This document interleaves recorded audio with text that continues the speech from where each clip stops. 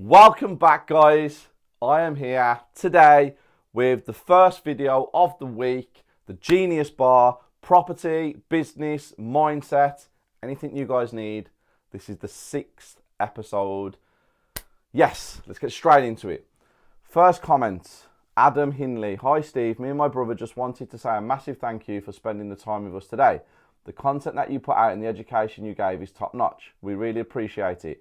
As far as question goes, when is the next Entrepreneur's World? Really looking forward to that. Gutted I couldn't make the last one.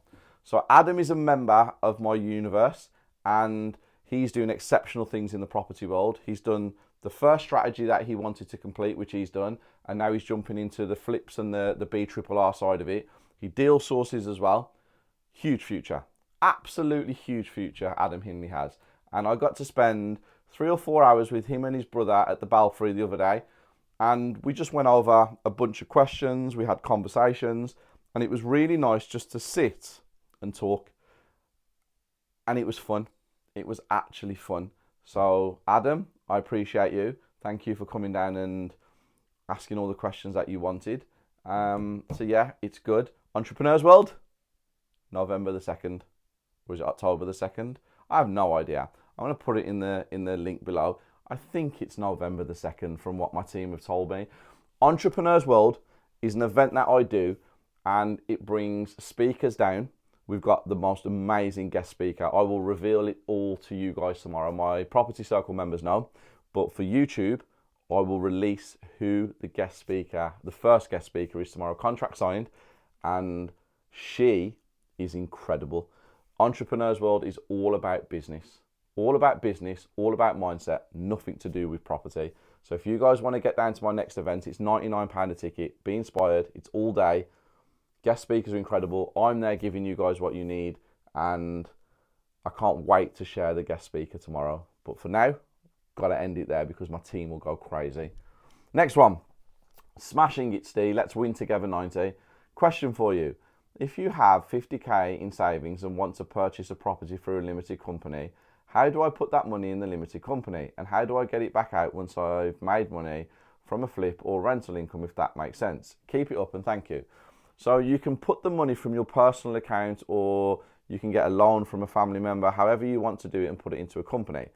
You need to speak to an accountant and you need to speak to a solicitor, because if you're buying something where you have to have proof of funds, you need a family member to either gift it you. The loan side of things can get a little bit tricky, so you need to speak to a solicitor, especially if you're taking finance out like bridging or a buy-to-let. But you can put money straight in as a director's loan. You can have that put in and you can take that back out. And with the rental income, you just pay all the taxes that need to be paid.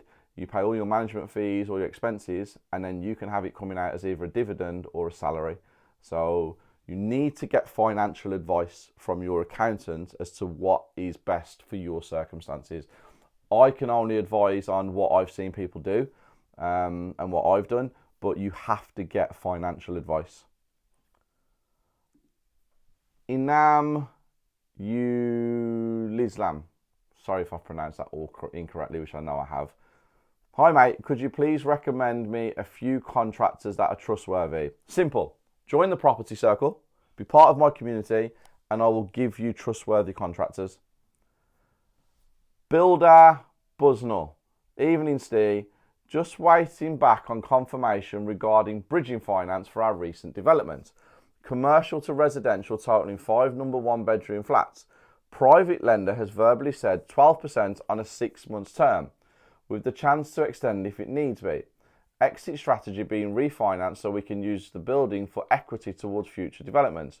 We're based in Jersey, the Channel Islands. Any tips to make a smooth transition from courts to refinancing? I'm a friend of Sam Wright. There's 3 of us that will be looking to attend your course. So Sam's a big part of what we do. Thank you very much for reaching out, guys. 6 months, 12%. I'd probably say try and get that for 12 months just in case anything goes wrong. I understand the fact that you want to use the building for equity, so that's pretty cool. And you've got a private lender, which is even better, so there's no setup fees. But the easiest thing for you to do when it comes to refinancing is make sure all the works are carried out. Make sure the property's finished. Make sure everything's done. There's no little bits here and there because you want the top end refinance. So let's say that you've still got a few snags to do, the gardens aren't done if there is any gardens, because obviously it's flats. If there's some doors missing, if the carpets are not down and you're rushing to get the refinance, the valuer will only value it on what they see, not what you're telling them is going to be done. So that's key. So make sure that you get everything in order before you start the refinancing process. You don't want it refinanced when it's 80, 85, 90% complete, because you will not get the top end valuation. And also try and get the 12% on a 12-month contract, just in case. That's what I would do. Ross Bars. Hi Steve, how easy is it to change a buy-to-let from a personal name to a company name? Will I have to pay stamp duty? Yes, you will.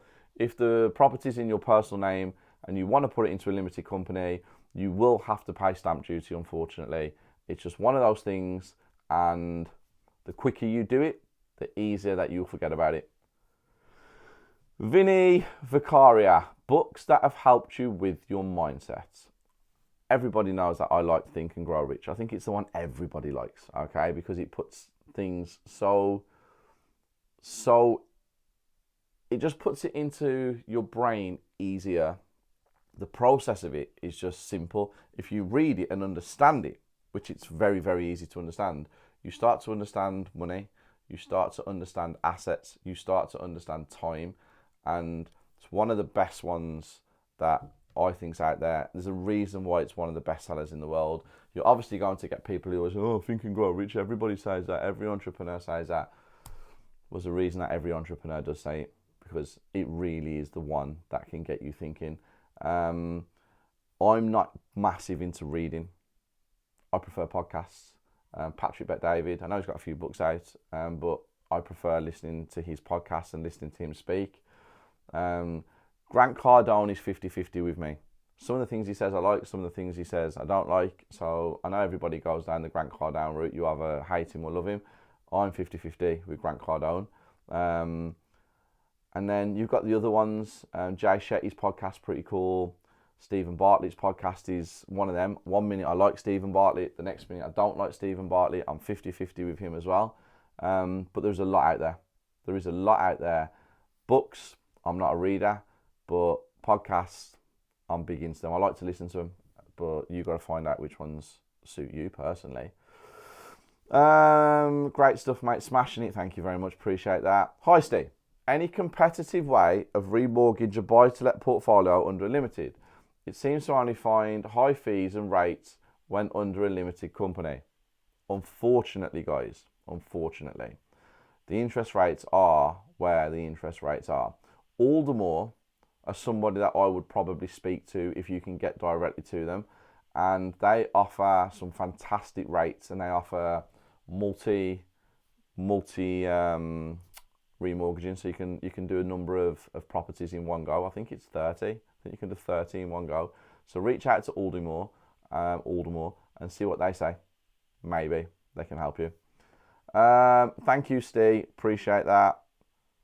Thanks, Steve. Appreciate that. Hi, Steve. Can you break down a ground-up development in the steps taken from planning costs and pitfalls you face? I am releasing a video on YouTube for you guys to actually see planning from the beginning to the end. So that is actually going to happen on YouTube in the next 2 weeks. So you'll see that anyway. Entrepreneurs Podcast Club. Really great, informative answers. Thank you. I appreciate that. And that's what I'm here for. I'm here to hopefully answer all of your questions and give you guys what you need. Now, that was the end of all the questions from the weekend. So hopefully we get a lot more coming in now. But what we're going to do, we're going to go onto Google and we're going to see what the latest property news in the UK is right now.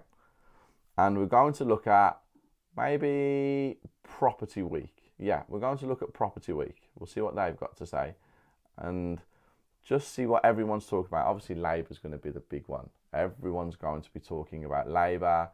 Everyone's going to be talking about what the new planning that they're going to be putting forward is, because they are putting some new, I think it's October they're releasing it. So that's going to be pretty cool, figuring out what they're going to do.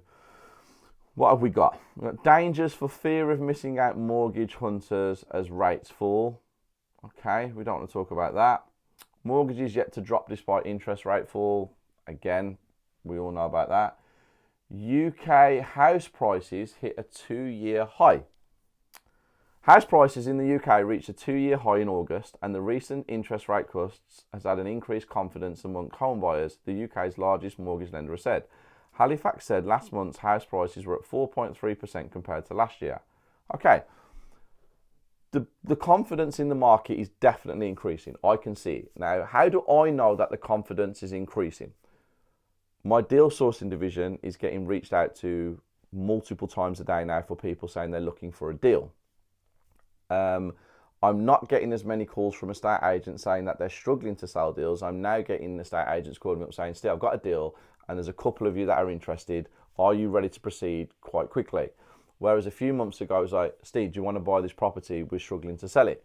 So I'm seeing things in my world. I'm seeing things change, not dramatically, but because I'm in it every single day, I can see things changing, especially when my deal sourcing numbers ring in and people are like, Steve, can you find me a property? Steve, can you help us get this? Steve, can you do that? That's how I know confidence is back in the market. And for Halifax to say it's up 4.3%, that's pretty cool. I like it because it's going to give people more confidence. Obviously, for me to source more deals, it gives me more content to put out to you guys. If you guys are actually looking for a deal and you want a deal, comment below. I will reach out to you. I will put you on my list. I have a number of people that are looking for deals, but then I have a private investor list, guys. So if you guys have got funds, you have to prove it. You have to send me proof of funds. And if you are ready to go, you will be put on my private list where I send you deals and you can move on them quite quickly. So I have to do that. It's a bit of due diligence and stuff like that. But everything else at this precise moment on the market or in the news about the market is interest rates. New build homes are slowing down. There's fewer firms out there building new houses. And what's going to happen when Labour release what they're going to do. So it's a little bit of drama, a little bit of negativity. But overall, the one that I picked out with the house prices increasing by 4.3% should breed some more confidence into you guys. And my advice, if the deal makes sense and it stacks up and the numbers work and the exit strategies are there, if your gut's telling you to go with it and the numbers, like I said, are working, go for it. Stop panicking.